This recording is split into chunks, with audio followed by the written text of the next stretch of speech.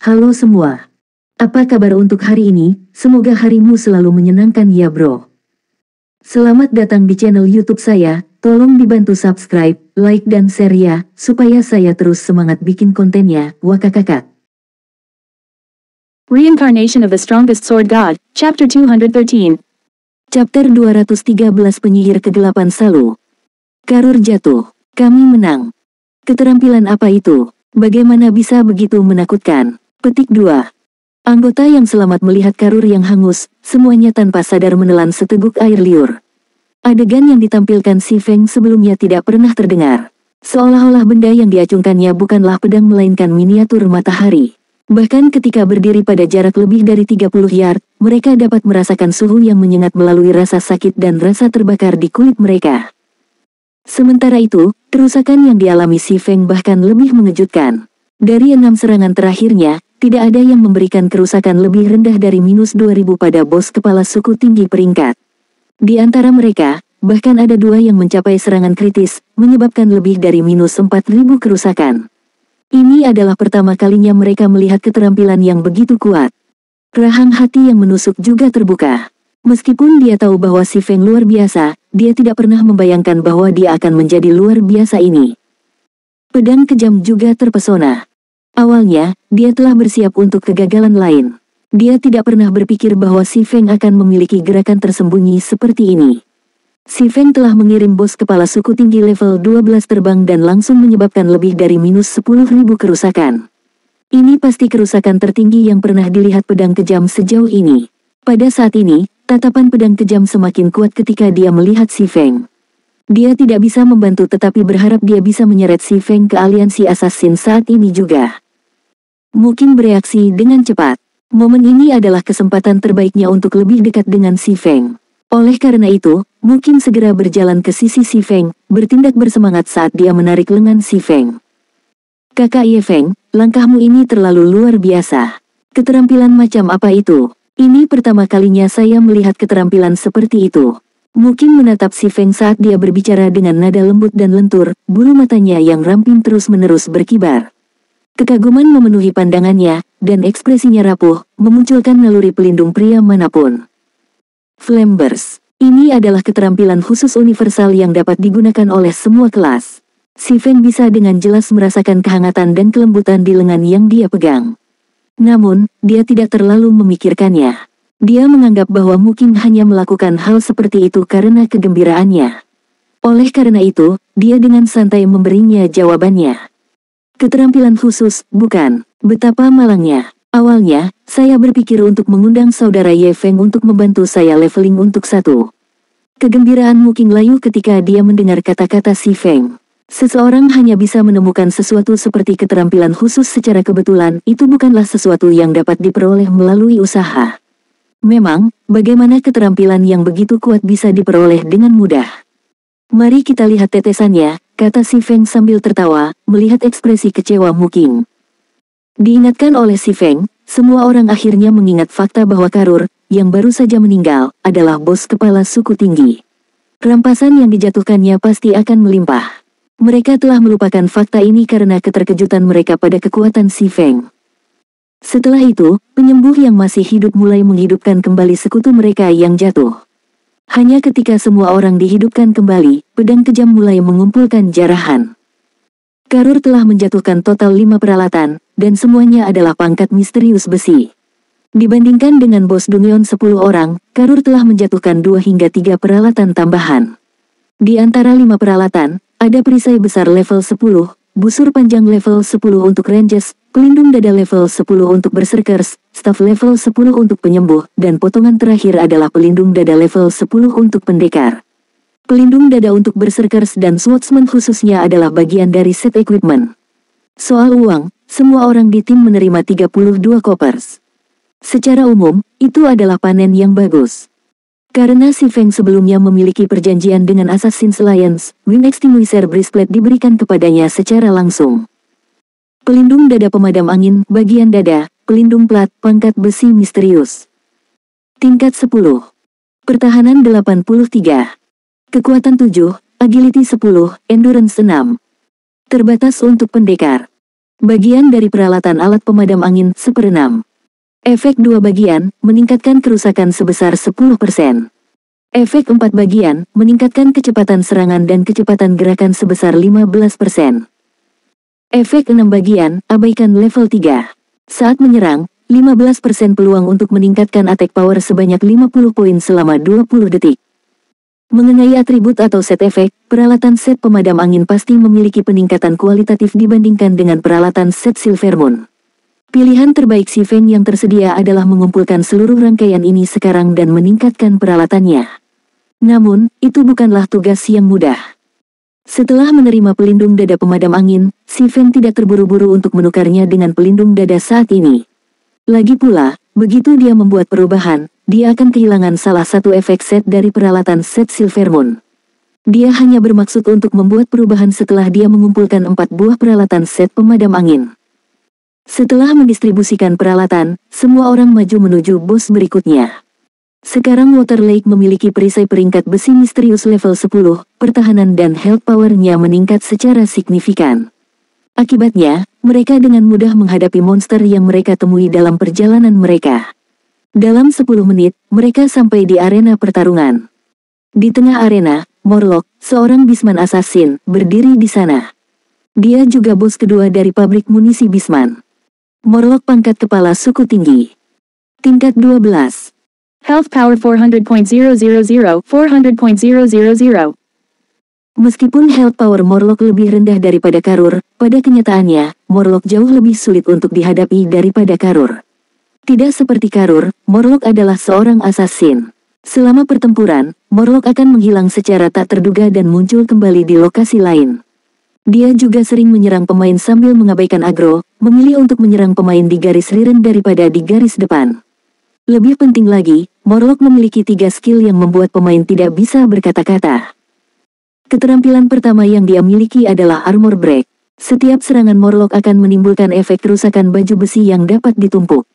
Untuk semua kelas pelat baja, ini bisa menjadi keterampilan yang fatal, karena begitu efek kerusakan baju besi mencapai 10 tumpukan, pertahanan mereka pada dasarnya akan berkurang menjadi 0. Bahkan jika itu adalah MT yang memiliki lebih dari 2000 health power, Morlock masih bisa membegal mereka hanya dengan 2-3 pukulan. Sebelum penyembuh dapat mengisi kembali health power MT yang hilang, MT akan menyerah pada attack speed Morlock yang menakjubkan, tiada tanpa daya. Satu-satunya aspek yang beruntung bagi pemain adalah efek Armor Break hanya memiliki durasi singkat 30 detik. Pemain yang menyerang Morlock hanya perlu menukar EMS mereka ketika efeknya menumpuk hingga 5 kali. Skill kedua Morlock adalah Killing Fish. Saat diaktifkan, Morlock akan menyerang semua musuh dalam radius 8 yard sebanyak 16 kali. Selama durasi skill ini, Morlock akan memasuki keadaan kebal.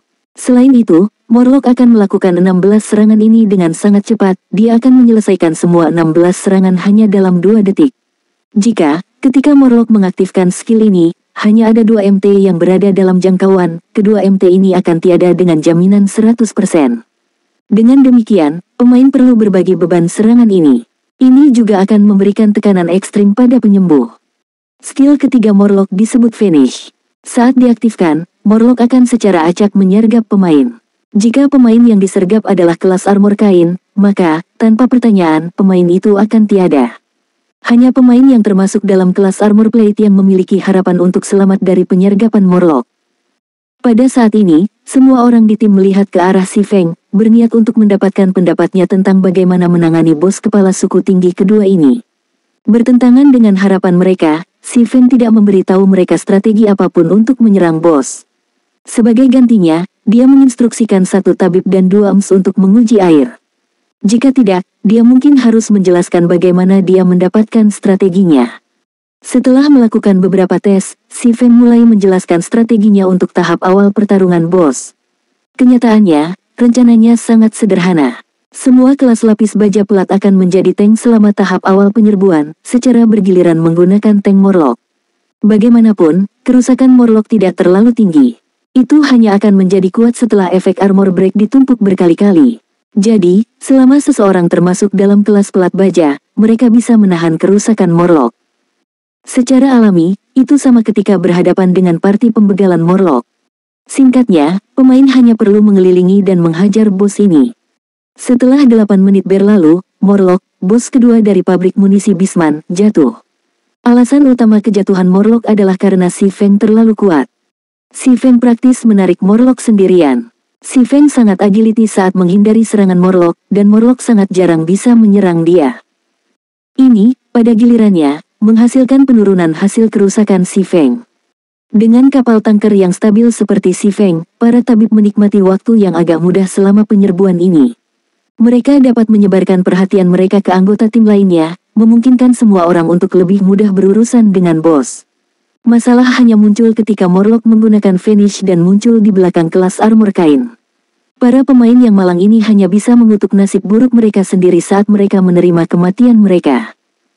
Reincarnation of the Strongest Sword God, Chapter 214. Chapter 214 Ruang bawah tanah dibersihkan.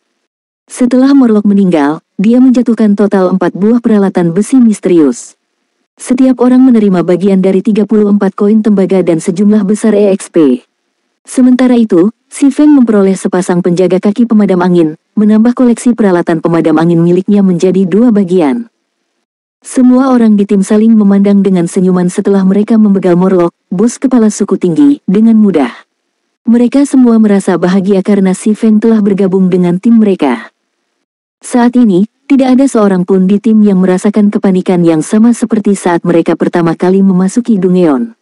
Mereka bisa bercanda satu sama lain dan bahkan berteman dengan si Feng. Kadang-kadang, mereka bahkan meminta si Feng untuk mengajari mereka beberapa teknik pertempuran. Sementara si Feng memberikan petunjuk biasa, kekaguman anggota tim terhadap si Feng secara bertahap tumbuh. Di bawah bimbingan kasual si Feng, banyak pemain di tim menunjukkan peningkatan yang nyata. Segera setelah itu, semua orang tiba di ruang tahta terakhir. Di sini, mereka bertemu dengan bos terakhir, Dark Warlock Salu. Dark Warlock Salu, pangkat kepala suku tinggi. Tingkat 12. Health Power 500.000, 500.000. Tanda hubung. Di tempat lain, sementara si Feng dan yang lainnya telah tiba sebelum bos terakhir, Lone Tyrant bintang gelap masih berselisih dengan bos pabrik munisi Beastman yang pertama, Karur. Sampai saat ini, Lone Tyrant dan timnya sudah mengalami 3 kali penghapusan tim. Apalagi, avatar Slash Karur telah menyebabkan ketiganya. Mereka tidak meningkat sedikit pun sejak pertempuran pertama mereka. Lone Tyrant menjadi histeris pada situasi ini. Dia tidak tahu mengapa Dungeon 20 orang mengalami peningkatan kesulitan yang begitu besar dibandingkan dengan Dungeon 10 orang. Setelah merenung lama, Lone Tyrant menemukan alasan kegagalan mereka. Bos ini harus ditangani secepat mungkin.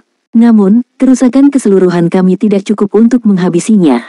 Kecuali jika peralatan tim ditingkatkan lebih lanjut, kemungkinan membersihkan Dungeon ini tidak ada. Apakah kita benar-benar harus pergi dan meningkatkan peralatan kita sebelum mencoba lagi? Lone Tyrant memasang ekspresi ragu-ragu saat dia memelototi Karur. Karena kesombongan sebelumnya, dia sekarang terjebak di antara batu dan tempat yang keras. Namun, Lone Tyrant tiba-tiba tersadar. Jika kerusakan timnya sendiri tidak cukup untuk menangani Karur, maka aliansi assassin, yang memiliki peralatan berkualitas lebih rendah, akan memiliki lebih sedikit kesempatan untuk membegal Karur. Saat ini, tim dari Assassin's Alliance pasti terjebak di bos pertama juga. Ketika Lone Tyrant memikirkan hal ini, suasana hatinya segera terangkat. Dia memutuskan untuk merefleksikan strategi penyerangan mereka, mencoba bos lagi. Tanda hubung. Sementara itu, di ruang tahta megah pabrik munisi Beastman, aliansi assassin telah menyelidiki skill Dark Warlock Salu. Selain Dark Arrow menjadi serangan paling mendasar dari Salu, Salu kebal terhadap semua efek pengontrolan. Salu juga memiliki 2 gerakan membegal. Salah satunya adalah skill yang disebut Shadow Wound. Saat dilemparkan, bos akan menembakkan 12 panah gelap. Setiap panah gelap akan menyebabkan minus 800 kerusakan dan menimbulkan efek ketakutan yang berlangsung selama 6 detik. Yang lainnya adalah keterampilan yang disebut Summon Flame Giant. Flame Giant adalah elit khusus level 12 dengan 50.000 health power. Setiap Flame Giant yang dipanggil selalu memiliki efek bakar diri yang menghasilkan minus 300 kerusakan api ke semua target dalam jarak 10 yard setiap detik. Flame Giant juga merupakan rintangan terbesar yang harus diatasi ketika menyerang Dark Warlock Salu, karena bakar diri adalah AU.1. Jika ada pemain selain EMS yang menerima minus 300 kerusakan api setiap detik, mereka akan bertahan paling lama 4 hingga 5 detik. Sementara itu, Salu akan memanggil raksasa api tambahan setiap 1 hingga 2 menit. Mempertimbangkan efek ketakutan dari Shadow Wound, banyak pemain dalam tim akan tiada di bawah kombinasi kedua skill ini. Bahkan jika kombinasi ini tidak segera membegal mereka, dengan 3 Flame Giants berlarian, mereka juga akan berakhir dengan kehancuran. 3 raksasa api berarti minus 900 kerusakan total per detik. Bahkan Si Feng tidak bisa bertahan 3 detik di bawah kerusakan ini, apalagi pemain lain dalam tim. Namun, jika mereka memfokuskan serangan mereka pada Flame Giants yang dipanggil, mereka akan membuang waktu yang berharga. Akibatnya, Salu akan memulihkan health power-nya sepenuhnya karena pemulihan pertempurannya. Pertarungan gesekan seperti ini hanya akan berakhir dengan penyembuh yang menghabiskan mana dan penghapusan tim. Sementara itu, setelah mengirim sekelompok setengah lusin pemain untuk menguji air, semua orang mempelajari kekuatan sebenarnya dari Dark Warlock Salu. Akibatnya, hati mereka tenggelam, dan kepercayaan diri mereka goyah. Mengabaikan fakta bahwa setiap panah gelap Salu dapat menyebabkan minus 800 kerusakan pada mereka dan minus 1000 kerusakan pada orang lain, Flame Giants sendiri sangat sulit untuk ditangani. Lagi pula, tidak ada pemain jarak dekat yang bisa mendekati Flame Giant, dan bahkan jika hanya yang menepisnya, penyembuh masih tidak akan bisa mengatasi kerusakan tinggi. Belum lagi, ada juga skill Salu, Shadow Wound, yang tiba-tiba akan menyebabkan minus 800 damage. Flame Giant sendiri dapat menyebabkan lebih dari minus 300 kerusakan pada MT dengan serangannya. Ditambah dengan efek bakar diri raksasa api, kehebatannya bisa menyaingi seorang bos. Jika mereka tiba-tiba menerima serangan dari luka bayangan Salu selain serangan raksasa api, bahkan mereka mungkin akan langsung tiada. Selain itu, jika mereka tidak membegal raksasa api pertama dalam 1 hingga 2 menit setelah pemanggilannya, Salu akan memanggil raksasa api kedua. Di bawah serangan simultan dari 2 Flame Giants, mereka tidak akan memiliki kesempatan. Dengan equipment dan level mereka saat ini, mustahil bagi mereka untuk menghadapi Dark Warlock Salu secara langsung dalam pertempuran. Berpikir sampai saat ini, suasana hati semua orang menjadi muram. Bukankah ini hanya mode keras? Mengapa kesulitannya begitu tinggi? Apa yang akan terjadi jika ini adalah mode neraka? Stabbing Heart juga sama pahitnya setelah melihat kemampuan Dark Warlock Salu. Pemimpin persekutuan aliansi pembegal, pedang kejam, mengerutkan alisnya, berpikir keras. Kesulitan menyerbu Salu jelas jauh lebih tinggi dari 2 bos sebelumnya. Seperti yang diharapkan dari bos terakhir, tidak akan mudah untuk mengatasi rintangan ini. Setidaknya, pedang kejam tidak memiliki metode yang bagus untuk menyerang Salu. Sementara semua orang putus asa. Mengapa kita tidak mencobanya dulu? Ini tidak seperti kita benar-benar tidak berdaya sekarang, Si Feng tiba-tiba berkata dalam obrolan tim. Kata-kata Si Feng seperti secercah harapan. Saudara Ye Feng, bisakah kita benar-benar menyerang bos ini? Mungkin mengedipkan matanya yang memesona, tubuhnya yang halus menempel di dekat Si Feng saat dia bertanya. Itu harus mungkin. Kita hanya bisa mengetahuinya jika kita mencobanya, kan? Si Feng hanya mengangkat bahu saat dia berbicara, penampilannya yang tenang membuat Mu Qing sedikit terkejut. Setelah itu, Si Feng memberikan gambaran singkat tentang rencana penyerbuannya. Rencana Si Feng sederhana. Dia, sendirian, akan menerbangkan Flame Giants yang dipanggil, sementara anggota tim lainnya akan memfokuskan serangan mereka pada bos. Dalam situasi ini, 3 dari 4 penyembuh di tim akan bertanggung jawab untuk menyembuhkan sedangkan penyembuh terakhir akan bertanggung jawab untuk menjaga agar Si Feng tetap hidup. Namun, rencana ini sangat berisiko. Keberhasilannya sangat bergantung pada kemampuan Si Feng untuk menerbangkan Flame Giants. Karena ruang tahta tidak menyediakan area yang luas untuk pergerakan, Si Feng perlu memperhatikan posisinya. Setiap kesalahan dapat menyebabkan penghapusan tim. Namun, tidak ada yang menolak lamaran Si Feng. Mereka bahkan tidak memiliki pendapat sedikit pun tentang rencana Si Feng. Mereka sudah lama yakin akan kekuatan Si Feng. Karena Si Feng membagikan rencananya, dia pasti sangat yakin tentang itu. Jadi, mereka percaya bahwa Si Feng benar-benar bisa melakukannya. Water Lake, kamu akan mengaktifkan Darkness Aura. White Feather, Anda akan mengaktifkan Crusader Aura. Mari kita mulai penyerbuan, kata Si Feng. Aura kegelapan Ksatria Penjaga dapat memberikan tambahan 5 poin perlawanan gelap kepada sekutu, mengurangi kerusakan kegelapan yang mereka terima. Sementara itu, Crusader Aura dapat meningkatkan kecepatan gerakan sekutu sebesar 10%, membuat semua orang lebih mudah menghindari Flame Giants. Dengan 2 aura ini, tim akan lebih mudah menyerang bos. Water Lake adalah yang pertama melesat ke Salu.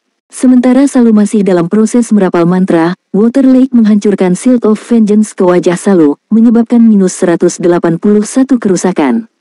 Water Lake kemudian ditindaklanjuti dengan hukuman yang benar, memberikan minus 201 kerusakan. Namun, tak satu pun dari serangan ini yang mengganggu atau menunda nyanyian Salu, dan tak lama kemudian, seberkas cahaya gelap menusuk Water Lake melalui peti, menyebabkan minus 800 kerusakan padanya. Sesaat kemudian, 3 Healing Lights mendarat di tubuh Water Lake, memulihkan lebih dari 700 health powernya. Setelah Water Lake memperkuat cengkeramannya pada agro Salu, Sylvain menginstruksikan pemain lain untuk memulai serangan mereka. Setelah beberapa saat, Salu mengarahkan tongkatnya ke langit. Bola api besar berwarna biru kehijauan turun dari langit, menabrak ruang tahta. Segera, Sylvain melemparkan meteor berkobar ke raksasa api biru hijau, menyebabkan minus 621 kerusakan dan langsung menjadi target utamanya. Melihat Flame Giant menyerang ke arahnya, Sylvain berbalik dan melarikan diri, memancing Flame Giant menjauh dari anggota tim lainnya. Dia kemudian mulai berputar-putar di sekitar aula dengan raksasa api tepat di belakangnya. Saat health power Salu terus menurun, Flame Giants yang dia panggil juga semakin kuat. Sayangnya, Sylvain memikat semua Flame Giants yang dipanggil Salu, merusak kesenangannya. Setelah lebih dari 10 menit, Salu mengeluarkan teriakan kesal.